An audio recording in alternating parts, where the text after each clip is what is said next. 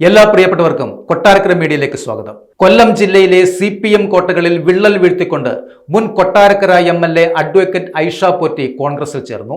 ഇടതുപക്ഷത്തിന്റെ ഉറച്ച ശബ്ദമായിരുന്ന ഐഷ പോറ്റിയുടെ ഈ മാറ്റം നിയമസഭാ തെരഞ്ഞെടുപ്പ് പടിവാതിൽക്കൽ എത്തി നിൽക്കുകയാണ്. CPMന് ഇത് കനത്ത പ്രഹരമാണ് ഇപ്പോൾ ഏൽപ്പിച്ചിരിക്കുന്നത്.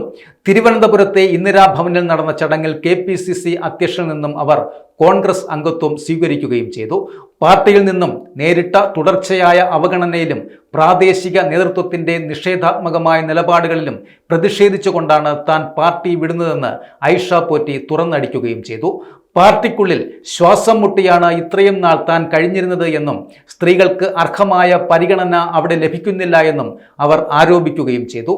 തുടർച്ചയായി 3 തവണ കൊട്ടാരക്കര മണ്ഡലത്തെ പ്രതിനിധീകരിച്ച ഐഷ പോറ്റിക്ക് മണ്ഡലത്തിലുള്ള വ്യക്തിപരമായ സ്വാധീനം വരും തിരഞ്ഞെടുപ്പിൽ UDFന് ഗുണം ചെയ്യും എന്നാണ് രാഷ്ട്രീയ നിരീക്ഷകർ വിലയിരുത്തുന്നതും.